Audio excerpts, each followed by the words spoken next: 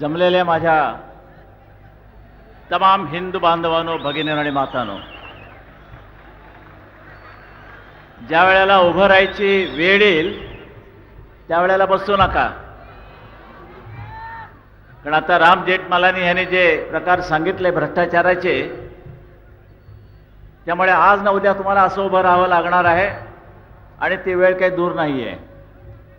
पण नेमकं त्याच वेळेला खाली बसाल. ठीक आहे, जरा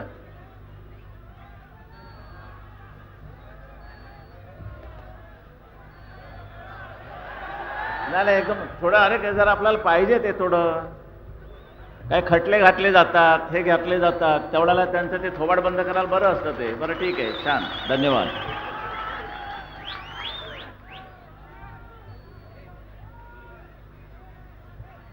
राम जेठमलानी मुंबईत आले होते आणि त्यांनी मला फोन केला. म्हटलं नुसता फोन करू नका, लोकांना कळू द्या तुमचं आणि आमचं नातं आहे आणि शिवतीर्थावरती तुम्हाला यावं लागेल आणि परखड विचार तुम्हाला मांडावे लागतील आणि त्याप्रमाणे त्यांनी येऊन देशात कसा भ्रष्टाचार चाललेला आहे, दुसरं काही कामच नाही. काल एक गंमत म्हणून झाली, आमची पत्रकार सुंदर झाली, चांगले प्रश्न विचारले. त्यामध्ये एक खास प्रश्न विचारला म्हणजे खाजगीकरणाबद्दल तुमचं काय मत आहे.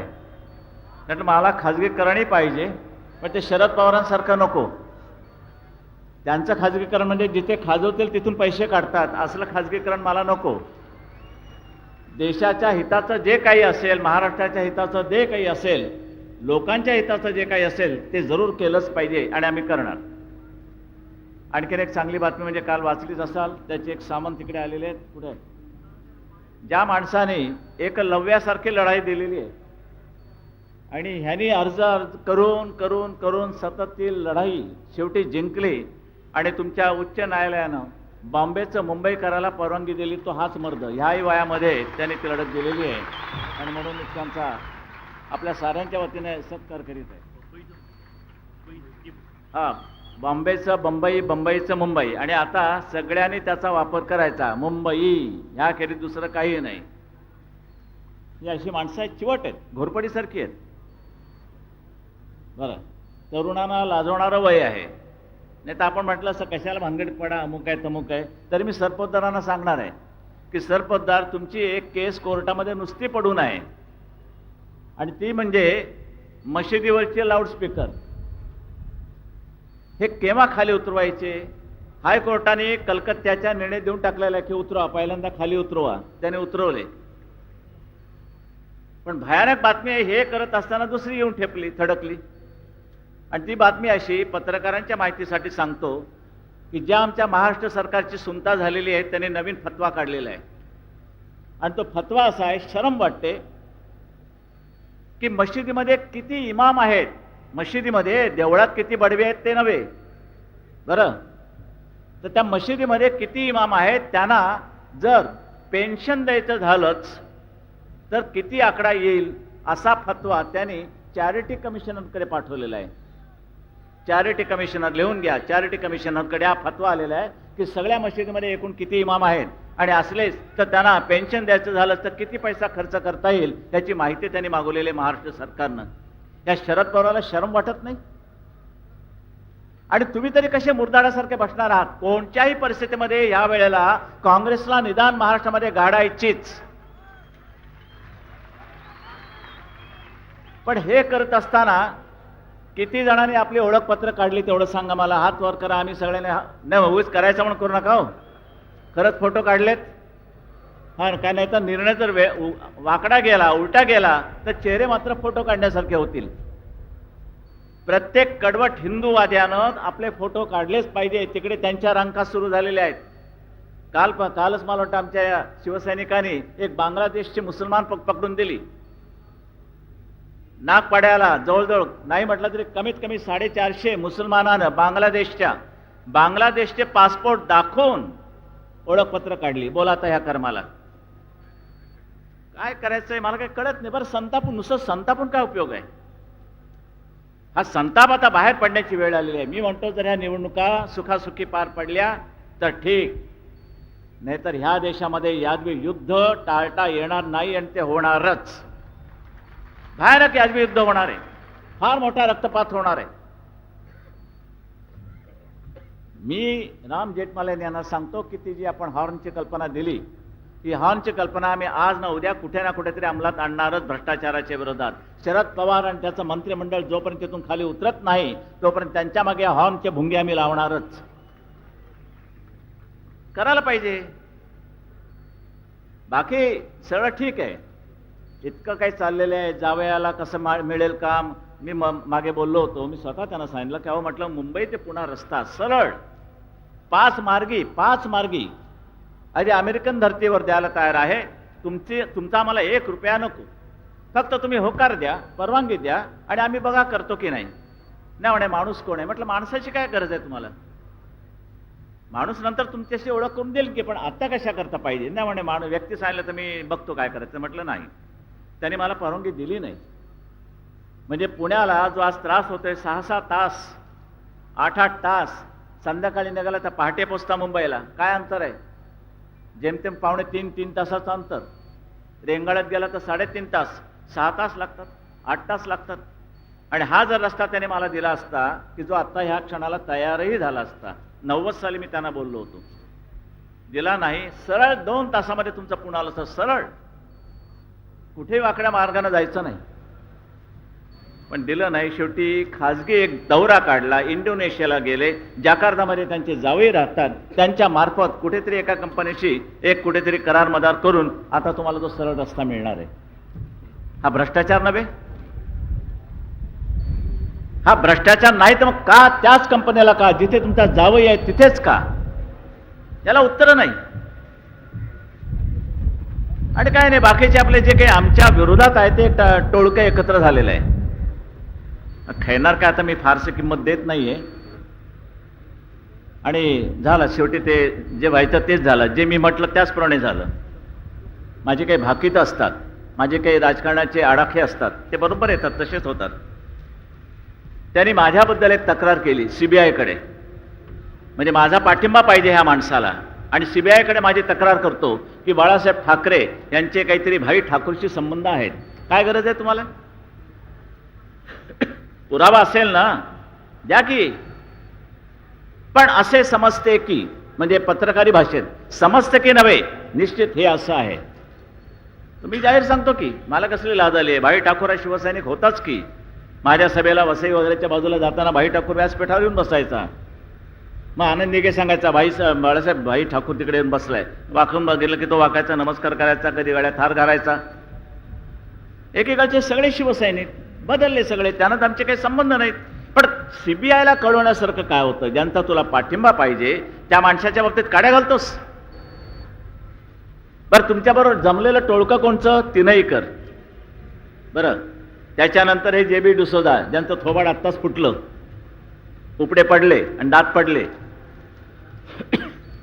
सामन्यामध्ये अग्रलेखामध्ये आम्ही ज्या वेळेला दंगलीच्या वेळेला जे अग्रलेख लिहिले ते काय गोमूत्रात बुडून नाही लिहिले. जे म्हटलं ते सत्य आहे आणि तेच बरोबर आता होत आलेलं आहे.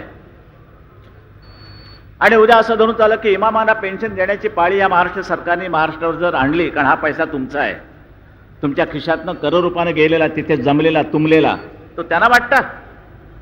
आणि ह्याच्यावर जर मी तळाडून कडाडून लिहिलं, तुम्ही माझ्यावर केस घालता. आणि एक फालतू कोणीतरी जे बी डुसाचा उठतोय आणि तो सांगतोय की हे अग्रलेख असं आहे. त्याच्या काय त्या अग्रलेखामुळे झालं काय? शेवटी कोणाचं नुकसान झालं, कोणाचा फायदा झाला? या तरुणांमध्ये जर देशाभिमान जर भिनवायचा नसेल तर मग कशामध्ये भिनवायचा? म्युन्सिपाल्टीच्या नळात? हे मी असंच लिहित जाणार. मला खटल्यांची पर्वा नाहीये. काल परवाकडे आणखीन एक नोटीस आली परभणीची, घाला म्हटलं. मला जे देश हिताचं असेल तेच मी करत राहणार, मला खटल्यांची पर्वा नाही. पण धोका काय? आलतू फालतू असे प्रत्येकजण पत्रकारांच्या विरोधात जर कोर्टात जाऊ लागले तर लिहिणं मुश्किल होईल. न्यायमूर्तीच्या शेजारी आम्हाला चेंबर ठेवावं लागेल. अग्रलेख लिहिला, न्यायमूर्तींकडे जायचं, त्यांना सांगायचं बघा काही गडबड नाही ना, भानगड नाही ना, प्रॉसिक्युशन होणार नाही ना, खटल्यासारखं नाही ना. मग राहिलं काय तुमचं स्वातंत्र्य? म्हणून माझं असं म्हणणं आहे की आमच्या लिहिण्यावरती बंधन येता कामा नाहीये. आणि जर आम्ही वाकडे तिकडे लिहिलं तर त्याकरता गृह खातं बसलेलं आहे आणि दिल्लीमध्ये प्रेस काउन्सिल नावाची एक स्वतंत्र संस्था आहे. ती आमच्यावरती कारवाई करते. जाती जमातीमध्ये उद्या काही भानगडी केला ते देतात आम्हाला, त्यांचं प्रेमपत्र येतं की अग्रलेख यांच्यामध्ये आणि त्यांच्यामध्ये तुम्ही लावून देणारा लिहिलात, करा काय करायचं ते.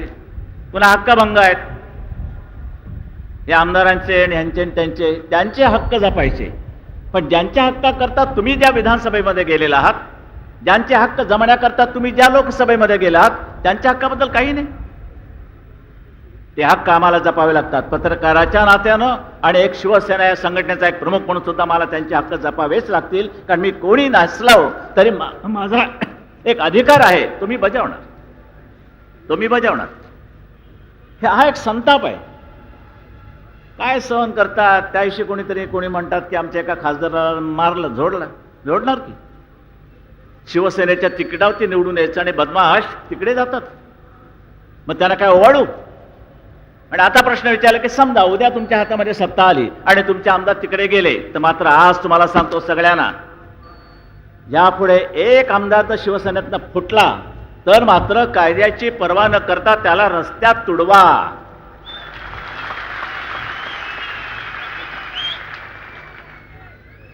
बरं, आणि महिलांनी ते एक चांगलं काम बजवावं. जाम काय अगदी काळं वेळं अगदी वाटतं ते त्याच्या अगदी अंगावरती नाचला तरी चालेल, पण ह्या भडव्यांना अशीच शिक्षा झाली पाहिजे. करणार की नाही, निवडून आल्यानं धडा शिकवणार की नाही, जर आरामखोरी केली तर. समजलं ना, हे करायला पाहिजे. मी लोकशाही फालतू लोकशाही मानत नाही. ही लोकशाही नव्हे की ज्या जनतेनं विश्वासानं शिवसेनेचा म्हणून तुम्हाला निवडून दिल्यानंतर तुम्ही तिकडे जाता पैशा करता. सरकार आलं होतं की शिवसेनेचं सरकार आलं होतं, पण शिवसेनेचा मुख्यमंत्री होता कामा नये म्हणून दुष्टाने, आणि विशेष करून जे शरद जोशी आहेत ना, जे शेतकऱ्यांचा नेहमी पोळका येतो त्यांना, पण शेतकऱ्याला विचारत नाही, संपूर्ण बट्ट्याबोळ केलेल्या शेतकऱ्यांचा, त्या माणसानं पहिली त्याची माणसं शरद पवारांच्या इकडे गेली. नंतर मग जनता दलवाले गेले. जनता दल तर आता फुटलंच आहे, बाकडं तिकडं वगैरे असं. पण हा प्रश्न मी जो घेतलेला आता की महाराष्ट्रामध्ये सत्ता आणण्याचा उद्देश फक्त तुमचं भलं व्हावं. काल संजय राऊतचा ज्यावेळेला फोन आला की म्हणे दसऱ्याबद्दल तुम्ही काय हे करतात, लोकांना शुभेच्छा काय देता. म्हटलं काय देऊ शुभेच्छा, हो चांगलं तर व्हावंच, ही नुसती शुभेच्छा झाली, पण त्याला आकार कधी येणार, त्याला निश्चित रूप कधी येणार. ज्या वेळेला माझ्या हातामध्ये तुम्ही सत्ता द्याल त्याच वेळेला त्या शुभेच्छांना अर्थ चढेल, नाहीतर त्या शुभेच्छांना काही अर्थ नाही. कारण तुमचं वाईट कशा करता चिंतू. म्हणून मी सांगितलेलं आहे की ह्या वेळेला मी हे सोन्याची पानं तुम्हाला देतो आहे, आणि समजा तुम्हाला नाही पटलं तर ती आपटेची पानं म्हणून स्वीकारायला मी तयार आहे. पण या वेळेला हा बदल तुम्हाला घडवून आणावा लागेल. मला कर्नाटकाच्या त्या जनतेला शाबासकी दिलीच पाहिजे. बरं असेल, आमचा वाद असेल आहे, पण कुठेतरी एक अभिमानानं आमच्या कार्यक्रमाचा वेळ तुम्ही त्या उर्दू वार्ताला देता, आम्ही नाही सहन करणार. पण बाळानो, कळत नाही तुम्हाला, दुर्दैव आहे, पोलीस फायरिंगमध्ये जवळजवळ 5 हिंदू आणि 6 मुसलमान मेले पोलीस फायरिंगमध्ये, आणि भोसकाभोसकीमध्ये जो एवढा आकडा आहे तो सगळा हिंदूंचा, हिंदू मारले गेलेले आहेत भोसकाभोसकीत. हे चित्र मी सहन करू शकणार नाही, बिलकुल सहन करू शकणार नाही. एकूण जो आकडा आलेला आहे मला वाटतं आता 30 पर्यंत गेलेला आहे, त्याच्यातले 10 बाजूला काढा, 11 बाजूला काढा, बाकी सगळा हिंदू मारलाय त्या लोकांनी. मला चिथवायचं नाहीये, पण तुमच्या हिंदुस्थानामध्ये तुमच्या पोटात सुरे जाऊ शकतात आणि सरकारला लाज नाही. ह्या पुढे मी तुम्हाला सांगतोय, चित्र निदान महाराष्ट्रात, शिवरायाच्या मर्दांच्या महाराष्ट्रात मी सहन करणार नाही. काय याच्यामध्ये चिथावणी वगैरे काही नाही, आमच्या एकंदर जगण्या मरण्याचा प्रश्न आहे. आम्ही काही देवनारचे बोकड नवत किंवा काल प्रकारचा भांज्याचा खटीक खाना नाहीये. तिरांकेत हिंदू उभे राहिलेले आहेत, प्रत्येकाच्या गळ्यामध्ये झेंडूची माळ आहे, आणि ते आपले चाललेले सुरापर्जित वगैरे वगैरे, चलो साले एकेकाची मुंडी घाल त्याच्या ह्याच्यात. हे नाही जमणार. गांडूची अवलाद म्हणून कधीही जगू नका. मेलात तरी चालेल, प्लेग आला तरी चालेल. मी उलट प्लेगच्या उंदरांना बोलेन, ये रे ये, या गांडूंना लवकर मरण आण, असं मी त्यांना सांगेन. कशा करता जगायचं? मर्द म्हणूनच आम्ही जगणार आहोत. आणि या मर्दांच्या बाबतीत म्हणाल तर या मर्दांशी टक्कर घेण्याची कोणी हिंमत करता कामा नये. असं दृश्य साऱ्या हिंदुस्थानात उभं राहिलं पाहिजे, आणि ते चित्र मी हिंदूंच्या रूपानं हिंदुत्वाच्या रूपानं उभं करतोय. समजलं आहे. आता आम्ही गोव्याला जातोय, तिथे पण जरा झाले कुटू चालतंय. बीजेपीशी आमची युती नक्की, पण जरा जाहीररित्या त्यांना जरा काही सांगू इच्छितो. एक कानमंत्र देतो की आपला झगडा जागांचा नाही. तुम्हाला किती खुर्च्या, मला किती खुर्च्या. आमच्या खुर्चीला एक हातच नाही, तुमच्या खुर्चीला 2-2 हात. तुमच्या खुर्चीला 4 पाय, आमच्या खुर्चीला 2 पाय. हे असलं काही आमचं भांडण नाहीये. खुंटे घालू की मागून नंतर खुर्च्यांना. माझं भाषण नीट समजून घ्या, नाही तर उगीच गैरसमज होईल आणि पत्रकार मग एखादा हे करते बाळासाहेबांनी खुंटा घातला वगैरे वगैरे, असं काही करू नका. बरं, भांडण काय तुमचं खुर्चीवरचं? छे, खुर्चीसाठी भांडायचं नाही, बिलकुल नाही. आम्हाला भ्रष्टाचारी काँग्रेसचा रावण जाळायचा आहे, गाडायचा नव्हे, जाळायचा आहे. राम जेठमलानी सांगितल्याप्रमाणे तो रावण तुम्हाला जाळावाच लागेल, दिल्लीपासून ते गल्लीपर्यंत. बरं, नाव काय? नरसिंहराव. आणि चित्र काय? हिरण्यकश्यपू त्यांचं पोट फाडतोय. नाव काय? शंकरराव. तिसरा डोळा रावणच द्यावं, पण 2 डोळ्यांनी दिसत नाही. काय करायचे ते देवाचे नावं? बरं, त्यामाने आम्ही बरे आपले ठाकरे, ठोक तिच्या आयला झालं, ठणठणीत नाव. तर हे सगळं आहे. मी काय म्हटलं की आपण जागेवरनं भांडूया नको. मागच्या वेळेला जिथे तुम्ही पडलात तिथे आम्ही उभं राहण्याचा प्रयत्न करतो. निदान आम्हाला यंदा, म्हणजे मागच्या वेळेला तुम्ही पडलात, यावेळेला आम्हाला पडण्याचा चान्स द्या. बरोबर आहे की नाही? दरवेळेला तुम्ही पडायचं आहे, बरं दिसतं काय? मग युती कसली ती? मागच्या वेळेला तुम्ही पडलात, ह्या वेळेला आम्ही पडतो. बघूया ना, पडायचंच आहे ना. पण सत्ता का घ्यायची त्याचं कारण लक्षात घेताना मी सांगितलं, काँग्रेसला गाडायचे हे एकमेव ध्येय नव्हे, तर सत्ता हाती घेऊन लोकांना एक चांगलं सरकार आणि हिंदुत्वाचा जाम जोरदार असा ठसा आम्हाला उमटवायचा आहे. तुम्ही संपूर्ण हिंदुस्थानामध्ये राज्य करा, फक्त आम्ही महाराष्ट्र मागतो आहोत. जसं मुसलमानांना सांगतो ना, 3,500 हिंदूंची एकंदर देवळं पाडण्यात येऊन त्याच्यावरती मशिदी उभ्या राहिल्या. 3,500. आम्ही काय म्हणतो, आम्हाला 3,500 तुमच्या मशिदी पाडायच्या नाहीत, आम्हाला आमच्या फक्त 3 मशिदी द्या. बाबरी जी पडली 2 पाडायच्यात, आणि ती काशी आणि मथुरा. बाकी ठेवा की तुमच्याकडे, घाला लोटांगण, काय हरकत नाही. तसंच आम्हाला असं सांगायचं की सगळा हिंदुस्थान तुम्ही घ्या, पण महाराष्ट्रामध्ये एक चांगलं सरकार आणण्याची एक संधी आम्हाला द्या. गोव्यामध्ये तेच, महाराष्ट्रात ठीक आहे, गोव्यात नाही. म्हणजे काय, गोव्याची किल्ली तुमच्याकडे आहे? आणि ते खलं पाणी ते अगदी धाम तुम एक कमरे मे बांधावून चावी खो जायसारखं गाणं गातं, आम्हाला बाहेर ठेवताय. लाथ मारून दरवाजा फोडून टाकू गोव्याचा पाहिजे मनात आणलं तर. पण केवळ हिंदुस्थानचं नुकसान होईल, हिंदुत्वाचं नुकसान होईल. ख्रिश्चन पोर्चुगीजांचे जे केंद्र कोणी आहेत ना, ते बकरे किंवा त्यांची मेंढरं राहिलीत मागे, त्यांचं तर फावेल. म्हणून प्रत्येक वेळेला आम्ही त्याग करायचं. गोव्यात काय, मग तुमचं तरी कुठे होतं गोव्यात? तुमचंही नाही, आमचं नाही. एकत्र येऊन काहीतरी करूया, चांगलं सरकार देऊया, फालोरे बिलोरे फालतू लोक काढून टाकूया. पण काय त्यांच्या डोक्यातच नाही, जागांचा ओरबडा. मागच्या वेळेला आम्ही 200 मिळवले, ते ह्या वेळेला आमची जरा संख्या वाढलेली आहे, या वेळेला आम्ही जरा जोर काढलेले आहेत. मागच्या वेळेला 5 नमस्कार काढले आम्ही, सूर्यनमस्कार, आता या वेळेला 10 काढलेले आहेत. आम्हाला 5 सीटा पाहिजे, 14. काय पटत नाही मला. आणि म्हणून जरा थोडासा त्रास होतो, ताप होतो. पण शेवटी केवळ हिंदुत्वासाठी आणि सरकार गाडण्यासाठी आम्ही काही सहन करतो, ते दरवेळेला सहन करता येणार नाही. आणि उद्या दुर्दैवाने युती तुटलीच तर आपण काय करणार आहात? शिवसेनेचं सरकार स्वतंत्रपणाने निवडून आणणार आहात? आणू शकाल? नक्की? आईचान का आपला कंटाळा? बघू, मतदान सुरू झालेलं आहे, 2ला जाऊ, 2 वाजले, अहो उठताना, आणि 4ला जाऊ, 4 वाजले, अहो जाताना चहा पिऊन जाऊ, असं नका करू. पहिल्यांदा कर्तव्य बजवा. पण ही पाळी महाराष्ट्रात येणार नाही. परवा मी गोव्याला जातोय, जाहीर सभा होणार आहे, आणि त्यांना सुबुद्धी सुचेल अशी मी अपेक्षा करतो आणि प्रार्थनाही करतो.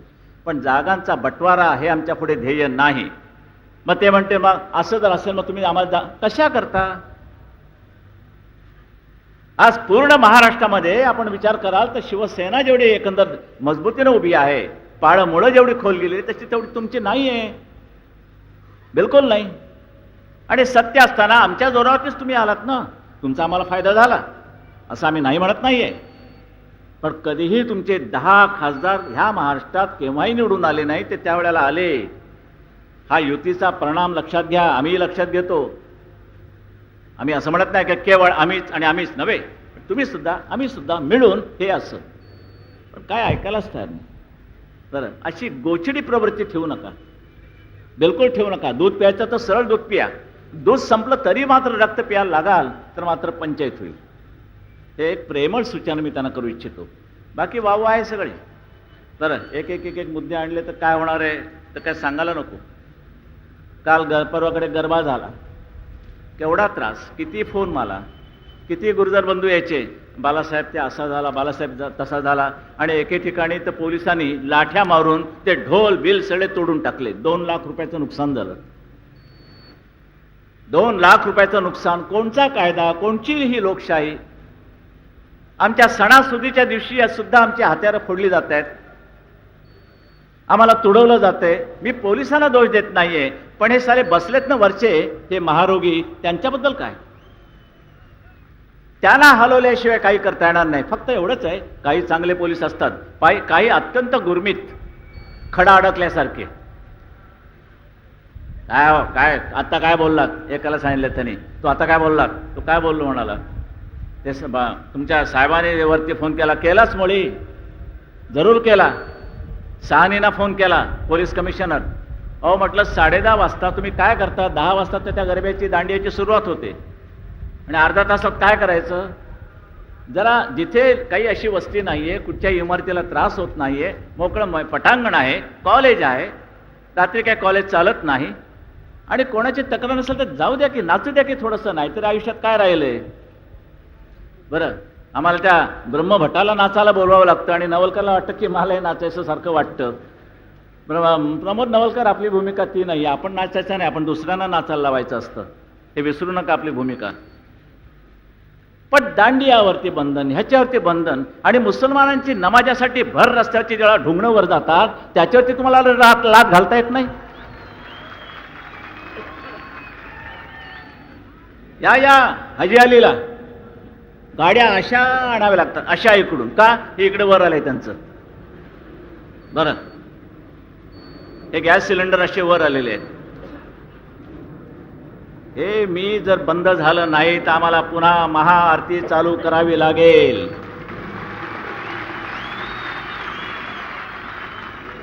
कारण आमची बोली होती, पोलीस कमिशनर त्यावेळचे, त्यांच्याशी आमचा करार झालेला आहे की तुम्ही महाआरती थांबवा, आम्ही नमाज रस्त्यावर पडण्याचं, नमाज पडावे, नमाजाला आमचा विरोध नाही. ते मुसलमानांचं स्वातंत्र्य आम्ही त्यांना केव्हाही दिलेलं आहे, पण अतिरेक करू नका. जशी आमची महाआरती रस्ते अडल्यामुळे जर आमच्यावरती खटले घातले जात आहेत, आमच्यावरती खटले घालायला सुरुवात केलेली आहे. महाआरतीमध्ये कोण कोण होते त्यांच्यावरती खटले भरायला सुरुवात केलेली आहे. हिंमत असेल तर करावं, खटले भरावं. कोण कुत्रडे विचारते तुम्हाला आणि तुमच्या न्यायमूर्तींना? पण जर आमच्यावरती खटले घातले जाणार असतील रहदारीला अडथळा केल्याबद्दल, तर त्यांना सुद्धा तुम्हाला रहदारीच्या अडथळ्याबद्दल खटला घालावा लागेल. याला म्हणतात सर्व धर्म समभाव. नाही तर 2 फुल्यात गेला तुमचा सर्व धर्म समभाव. फुल्या कशात घालायच्या? दादा कोणक्यांना विचारायचं. बरं, हे नाही सहन करता कामा, बिलकुल करू नका. आमचं मुसलमानांशी तसं वैर नाहीच. काल परवाकडे मला कोणी प्रश्न विचारला ना की राष्ट्रवादी मुसलमान म्हणजे तरी काय? अहो म्हटलं म्हणजे तरी काय? दंगलीच्या वेळेला आमच्या अंगावरती येणारे मुसलमान बॉम्ब फुटल्यानंतर सुद्धा त्यांच्या अंगावरती गेले पाहिजेत, ते जात नाहीत, आमच्याच अंगावर येतात. दंगल शिवसेनेने केली, दंगल बाळासाहेबांच्या भाषणामुळे झाली, दंगल बाळासाहेबांच्या अग्रलेखामुळे झाली, सगळं माझ्याचमुळे झालं, त्यांना पोरं झाली, माझ्यामुळे झाली.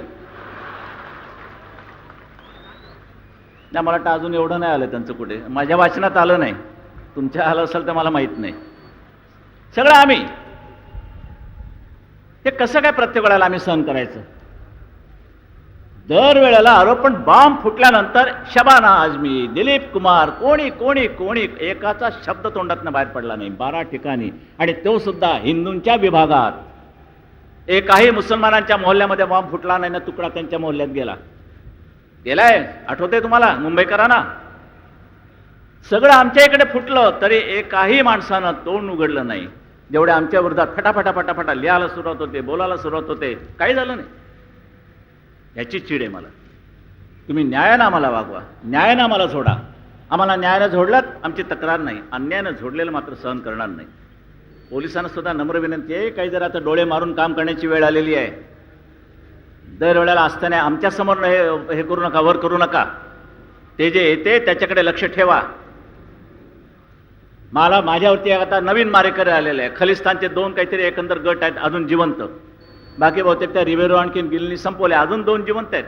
त्यातला एक मारेकरी जुहूला आला आणि जुहूहून पाकिस्तानला गेला. माहिती कोणाची? पोलिसांची.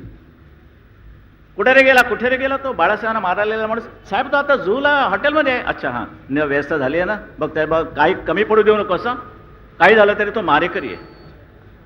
आरामात जुहूला राहून पाकिस्तानात गेलाय आणि त्यांनी त्यांची माणसं ठेवली आहेत की ह्या वेळेला ह्याला उडवायचा. त्यांना सांगतो, ज्या दिवशी ज्या रंगाची गोळी माझ्या अंगाला चाटून जाईल तर चाटणार नाहीच, तर मात्र ती अवलाद ह्या महाराष्ट्रात नव्हे हिंदुस्थानात जिवंत ठेवायची नाही. बिलकुल एक शेवटच्या पर्यंत त्यांचा अंड शेवटचा जे असेल ते चेचून ठेचून टाकायची आपली शपथ आहे शिवरायाच्या पुढे. जाओ, हिंमत असेल तर या सालेन अंगावरती. बरं, तो खलिस्तानवादी असेल तरी क्षमा केली जाणार नाही आणि लांडे असतील तरी क्षमा केली जाणार नाही. तुम्ही करून बघा हो. नाही तर काय करायचंय? नुसते आपल्या भगवे झेंडे फडकत आहेत. काय करतात? आणि काय अंगावर की भगवा झेंडा तिकडे पशार. कोणी ह्याच्यात शिरतोय, कोणी त्याच्यात शिरतोय, कोणी ह्याच्यात शिरतोय, कोणी बंगाल्यांच्या इकडे, कोणी त्या उत्तर भारतीयांच्या इकडे. काय भागंबा कसली? या असली भागंबा ह्या पुढे होता कामा नाही. जर त्यांनी तेवढा प्रसंग आणण्याची त्यांची हिंमत नाही आहे. पण एकदा एरोडा तुरुंगामध्ये जिवंत असताना काही माझे शिवसैनिक होते. ओळख झाल्यानंतर म्हणाले की आप क्या शिवसैनिक है क्या? तो हाँ, हम शिवसैनिक है. हाँ, ऐसा है क्या? अरे कौन तुम्हारा साहब है? वो शिवसेना प्रमुख. वो वैद्य मारने के बाद हम वहाँ जाने वाले थे मुंबई में आपको साहब को ख़त्म करने के लिए. हम आए भी इतना तक, फिर हम वापस आए. क्यों? तर त्यांनी असा विचार केला की ह्या माणसाला जर उद्या धक्का लागला तर आपले शीख समाज हा जागेवरती राहायचा नाही, म्हणून ते परत गेले. नशीब त्यांचं, समाजाचं. मूर्खपणा केला असता त्याने. आणि हा सगळा शीख समाज काय तुमच्या मालकीचा नाही आहे. कडवटपणानं देशाचं रक्षण करणाऱ्यापैकी एक समाज जर कुठचा असेल तर तो शीख समाज आहे. त्याला बिघडू नका. म्हणूनच मला ज्या वेळेला मला वाटतं इंदिरा गांधी मारल्यानंतर तुमचे हे आले होते आत्ता, त्यावेळेला झैल सिंग, मी पत्रकारांना सांगितलं कालच्या त्या उघड्या सभेमध्ये, परिषदेमध्ये, झैल सिंगनी मला बोलवलं आणि खास अभिनंदन केलं, आभार मानले. दत्ता नलोडे माझ्याबरोबर होते त्यावेळेला, हे आपले महापौर, ते माझ्याबरोबर होते, इथे आहेत. मी त्यांना विचारलं, राष्ट्रपति जी आपने मुझे क्यों बुलाया? नहीं बाला साहब, मैंने आपको इसलिए बुलाया कि इंदिरा गांधी जब मारी गई तो दिल्ली में 2,500 हमारे सिख लोगों की हत्या हो गई. 2,500 शीख मारले गेले. तेवढ्या बायका विधवा झाल्या आणि 50,000 शिखांनी दिल्ली सोडली. 50,000, कल्पना करा काय त्यावेळेला त्या दिल्लीमध्ये झालं असेल त्या शिखांचं. देशाचं रक्षण करणारा एक शीख समाज. पण म्हणे मुंबईमध्ये काही झालं नाही, एकाही शिखाला धक्का लागला नाही. ह्याचं कारण म्हणे तुम्ही आहात. बरा, आपकी उंगली ऊपर जाती तो सिख समाज की बहुत बुरी हालत होती, मगर आपने उंगली उठाई नहीं, इसलिए मैंने आपको बुलाया है धन्यवाद देने के लिए. मग त्यावर मी त्यांना हेही सांगितलं की म्हटलं आभारी आहे आपला. पण म्हटलं आजच्याच वर्तमानपत्रामध्ये एक बातमी आलेली आहे. ते म्हणले कोणसी? म्हटलं सायन कोळीवाड्याच्या इकडे 2-3 अतिरेकी पकडले तुमचे खलिस्तानवादी आणि त्यांना सहारा देणारे तुमचेच लोक आहेत शीख. ऐसी ये बहुत बुरी बात है. अरे म्हटलं बुरी म्हणजे काय? राष्ट्रवादी मुसलमान, राष्ट्रवादी कोणी, राष्ट्रवाद्याचा अर्थ समजून घ्या. मुसलमानांच्या बाजूला जर कोणी पाकिस्तानचे हिजडे लपले असतील तर त्या राष्ट्रवादी मुसलमानांनी आपण होऊन पोलिसांना कळवलं पाहिजे की माझ्या बाजूला एक आतंकवादी पाकिस्तानवादी इकडे राहिलेला आहे, ताबडतोब त्याला पकडून घ्या. याला म्हणतात राष्ट्रवादी मुसलमान.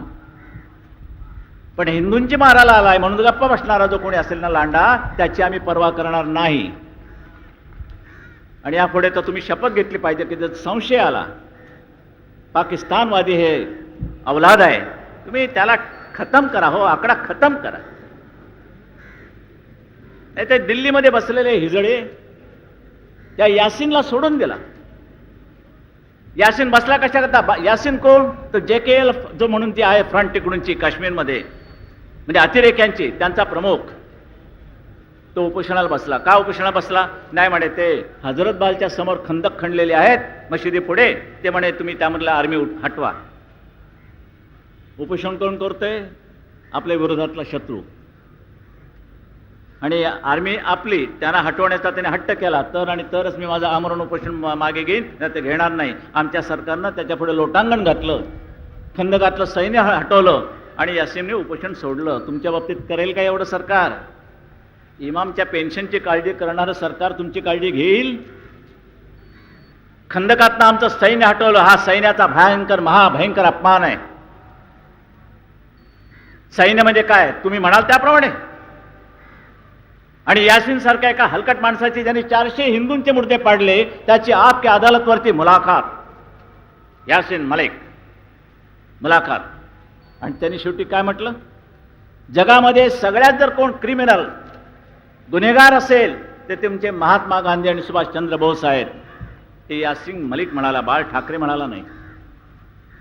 म्हणाल्यानंतर कुठेही काहीही ॲक्शन नाही, काही नाही, काही नाही. आज जरी नथुरामाचं नाव काढल्याबरोबर त्याच्या मागे लगेच खटल्याचा ससेमिरा लागतो. आणि या भडवा यासीन पाकिस्तानचा अतिरेकी तिथे येऊन तुमच्या महात्मा गांधींना शिव्या देतो, त्याबद्दल तुम्ही कुठे खटला घालायला तयार नाही. उलट तो आमरण उपोषणामध्ये मरण्याची शक्यता आहे. म्हणून त्याला सांगते, तू म्हणतो त्याप्रमाणे वागतो, सैन्य मागे घेतो, खंदक बुजवतो, पण मरू नकोस. हे राज्य करते. इतक्या नागडीपणाने राज्यकारभार ह्या देशाचा चाललेला आहे. भ्रष्टाचार होणार नाही तर काय होणार? हा भ्रष्टाचार गाडायचं एकच. आसामची जनता जशी उभी राहिली होती ना, आसामची जनता सत्ता दिली. तुम्ही एक प्रयोग माझ्या बाबतीत करा. हा बाळ ठाकरे आयुष्यामध्ये जर हरला ना, तर देशाला भवितव्य राहणार नाही, एवढं लक्षात ठेवा. आणि म्हणूनच सर्वात जास्त जबाबदारी माझ्या सहकाऱ्यांपेक्षा माझ्यावर आहे की मी हरता कामा नये आणि मी तुम्हाला हरू देणार नाही. म्हणून एक अशा उभारीने उभे राहा की संपूर्ण महाराष्ट्रामध्ये जिथे जिथे काँग्रेस उभी राहिलेली असेल ना, तिथे तिथे तिचा निपात करावाच लागेल. पैशाचे जर लाचार व्हाल तर शिवरायाचं नाव घेऊ नका, हा भगवा झेंडा हातामध्ये ठेवू नका. 5 लाखाला नंतर विकले जाणार असाल, 10 लाखाला विकले जाणार असाल आणि आता मात्र भ्रष्टाचाराचा निषेध करणार असाल, तर हे ढोंग महाराजांना सुद्धा आवडणार नाही. आणि हे ढोंग तुमच्या मराठ्यांच्या रक्तामध्ये असता कामा नये, एवढी काळजी घ्या. म्हणून शिवसैनिक तुमच्याकडे आदरानं लोक पाहतायत, तो आदर तसाच ठेवा. आज जास्त तापवत नाहीये, कारण आता झाला 1 वाजायला आला, लांबून लांबून आलेले आहात. फक्त आज एकच शपथ घ्यायची की कोणत्याही परिस्थितीत येत्या 95 साली, मला वाटतं फेब्रुवारीच्या मध्यावर ह्या निवडणुका होणार, त्या निवडणुकीमध्ये आम्ही हा शिवसेनेचा भगवा झेंडा, भाजप आमच्या बरोबर आली जर गुन्हा घेऊन जाणार, त्यांना बरोबर घेऊन हा युतीचा भगवा झेंडा आम्ही जबरदस्त बहुमतानं महाराष्ट्राच्या विधानसभेवरती फडकवल्याशिवाय राहणार नाही, अशी हात वर करून शपथ घेऊन आजचं हे सोनं लुटून, नाही तर लुटाला शरद पवार आहे, तो लुटणाऱ्यांचा बाप आहे, पण त्यापेक्षा हे महत्त्वाचं सोनं लुटून आपण घरोघर जायचं आहे. आणि विजयाखेरीज आता दुसरा विचार नाही, विचार नाही, विचार नाही. जय हिंद, जय महाराष्ट्र.